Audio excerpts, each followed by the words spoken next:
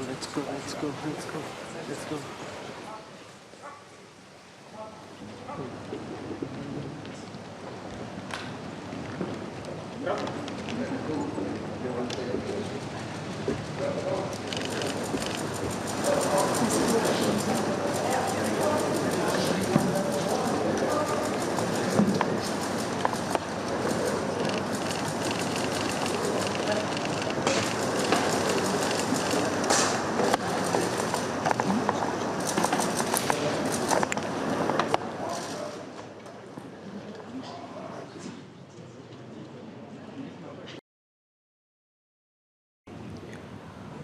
Pemirsa, Anda menyaksikan pertemuan Presiden Prabowo dengan Perdana Menteri Singapura, dan kami akan mengajak Anda bergabung dengan rekan Bobby Kausar yang berada di Kompleks Istana Kepresidenan. Bobby, selamat siang. Dalam pertemuan ini, apa yang kemudian akan dibahas untuk dalam rangka hubungan kedua negara, Bobby? Ya, selamat siang Anggi dan juga pemirsa. Baru saja Perdana Menteri Singapura, Lawrence Wong, telah tiba di Istana Merdeka, Jakarta Pusat, dan disambut langsung oleh Presiden Prabowo Subianto. Dan tadi Presiden Prabowo Subianto langsung mengajak Pem Wong untuk mengikuti upacara kenegaraan. Dan saat ini Presiden Prabowo Subianto dan Pem Wong tengah melakukan pertemuan di dalam Istana Merdeka. Dan rencananya nanti memang pertemuan pada siang hari ini merupakan pertemuan tahunan yang merupakan rutin digelar setiap tahunnya, yaitu dalam agenda Leader Retreat tahun 2026 begitu. Dan memang agenda ini juga sudah dikonfirmasi langsung oleh Sekretaris Kabinet Letkol Teddy Indra Wijaya, di mana nantinya selain ada pertemuan tahunan akan ada penandatanganan MOU. Ada 26 MOU yang nantinya akan ditandatangani dan akan disaksikan penandatanganan ini oleh kedua kepala negara begitu. Dan jika melihat angkanya ini memang menaik drastis ya jika dibandingkan dengan Leaders Retreat tahun 2025. Pada Juni tahun 2025 digelar di Singapura ada 19 MOU. Dan kali ini ada 26 MOU. Dan pada bulan Juni lalu, Menko Perekonomian Airlangga Hartarto dan juga Wakil Perdana Menteri Singapura yang juga Menteri Perdagangan dan Industri, yaitu Gan Kim Yong, juga sudah melakukan pertemuan dalam agenda besar di Kementerian Koordinator Perekonomian dalam agenda Six Economic Working Group Indonesia Singapura, di mana dalam agenda pada bulan Juni lalu ini menjadi dasar yang akan dibahas dalam pertemuan antar pemimpin tertinggi pada siang hari ini. Dalam pertemuan Juni kemarin ada beberapa isu yang dibahas dan nantinya juga akan disepakati dan akan juga dibahas pada siang hari ini. Itu ada 6 kelompok kerja terkait dengan kawasan ekonomi khusus di Batam Bintan Karimun atau BBK. Ini akan diupdate bagaimana perkembangannya, dan memang pemerintah sendiri sudah menerbitkan peraturan pemerintah nomor 47 tahun 2025 yang pada intinya aturan ini menyebutkan bahwa adanya perluasan dalam pulau yang disebutkan dengan daerah perdagangan bebas, di mana sebelumnya ada 8 pulau di Batam dan saat ini bertambah menjadi 22 pulau begitu.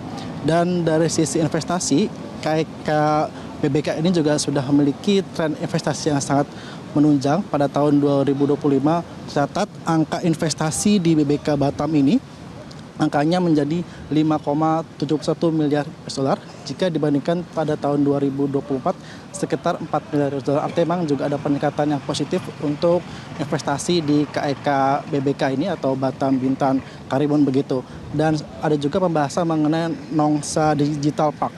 Ini merupakan jalur perkabelan yang nanti akan dihubungkan antara Batam dan juga Singapura.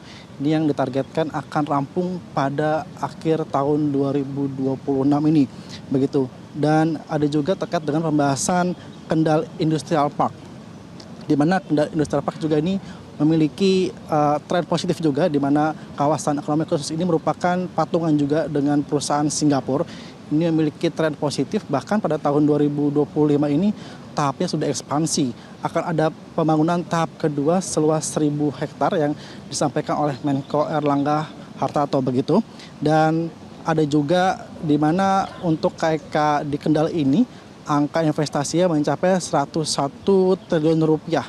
Dan kami kembali tekankan bahwa ini sudah tahap ekspansi dan akan menuju ke tahap kedua dengan pembangunan 1.000 hektar. Dan ada juga mengenai kerjasama energi baru terbarukan, juga dibahas pada Juni kemarin dengan Erlangga, begitu terkait dengan pembangunan PLTS atau pembangkit listrik tenaga surya.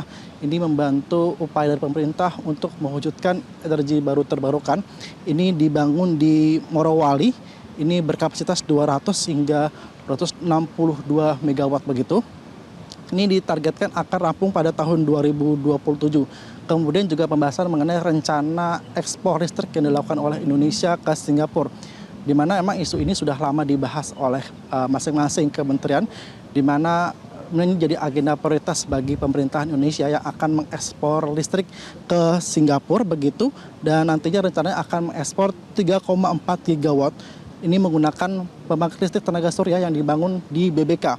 Jadi nantinya di BBK ini selain menjadi area investasi, juga menjadi area investasi dengan dukungan energi baru terbarukan. Begitu, di mana nantinya untuk ekspor listrik ini akan ditargetkan berlangsung masih pembahasan dan rencananya akan direalisasikan segera begitu. Dan estimasi nilai investasinya mencapai 30 hingga 50 miliar US dollar begitu. Dan memang dengan kondisi saat ini, memang Singapura ini memang ada keterbatasan dalam menghasilkan listrik, di mana Singapura sendiri menargetkan akan mengekspor listrik sebanyak 4 gigawatt pada tahun 2040, sehingga dengan adanya dukungan dari Indonesia ini akan membantu kebutuhan listrik dari Singapura. Namun demikian, Menteri SDM Bahlil Lahadalia menegaskan, meskipun Indonesia akan mengekspor listrik ke Singapura, dipastikan bahwa pemerintah akan memastikan kebutuhan listrik dalam negeri harus terpenuhi begitu. Jadi artinya meskipun Indonesia mengekspor, namun kebutuhan dalam negeri dipastikan tidak akan terkurang begitu. Dan juga ada pengembangan sumber daya manusia, ini melalui program pertukaran pegawai atau talenta digital, di mana program TechX ini menukarkan talenta digital dengan masa tugas selama 1 tahun, dengan target 1.000 orang talenta digital yang akan dikirim ke Singapura untuk belajar mengenai teknologi terbaru, mengingat bahwa Singapura merupakan salah satu negara dengan teknologi yang maju, sehingga adanya pertukaran talenta ini dibutuhkan untuk Indonesia dalam mendukung ekonomi digital yang akan lebih maju lagi ke depannya di Indonesia begitu. Dan ada juga terkait dengan sektor transportasi, di mana ada juga saat ini Indonesia juga sudah bekerjasama antara Garuda Indonesia dengan Singapore Airlines yang menjangkau 14 kota dan kabupaten, dan kedepannya nanti akan ada penambahan infrastruktur pariwisata yang akan disaksikan antara Presiden Prabowo Subianto dan juga PM Wong begitu. Dan terkait juga dengan perdagangan, di mana Singapura merupakan mitra dagang ketiga terbesar bagi Indonesia. Artinya memang Singapura ini sangat berperan sekali dalam sektor perdagangan Indonesia begitu. Dengan nilainya mencapai 32,8 miliar US dollar. Dengan angka ini juga saat ini kondisi neraca perdagangan Indonesia masih terbilang defisit. Artinya memang Indonesia masih lebih besar impornya dari Singapura ketimbang ekspornya begitu. Dan untuk juga dengan investasi, ini juga Singapura menjadi investor besar bagi Indonesia, nilainya 17,4 miliar US dollar pada tahun 2025. Artinya dengan melihat kondisi perdagangan, investasi, dan memang Singapura menjadi mitra dagang, perekonomian yang juga besar bagi Indonesia. Dan yang menarik juga dibahas terkait dengan adanya kebijakan baru Indonesia yang melakukan satu ekspor atau pintu satu tutup, di mana itu melalui PT Danantara Sumber Daya Indonesia. Ini juga seperti respon dalam pertemuan kemarin pada bulan Juni oleh Wakil Perdana Menteri Singapura yang memastikan bahwa Singapura sendiri menanggapi respon positif dengan adanya kebijakan ekspor satu pintu, di mana Singapura memastikan bahwa perusahaan-perusahaan swasta di Singapura terus akan berinvestasi meskipun adanya aturan ekspor satu pintu ini, di mana menjadi upaya dari pemerintah juga untuk menekan under invoicing begitu, di mana memang selama ini pemerintah sudah meresahkan terkait dengan pelaporan ekspor yang tidak sesuai dengan realita begitu. Dan dengan adanya ekspor satu pintu ini dipastikan pihak Singapura juga akan mendukung dan mensupport dalam upaya pemerintah untuk mencegah adanya pelaporan ekspor yang tidak sesuai dengan realita di lapangan. Demikian, Anggi kembali ke studio. Baik, Bobby Kausar melaporkan dari Istana Merdeka, Jakarta. Terima kasih. Jelajahi cara baru mendapatkan informasi. Download Metro TV Extend sekarang.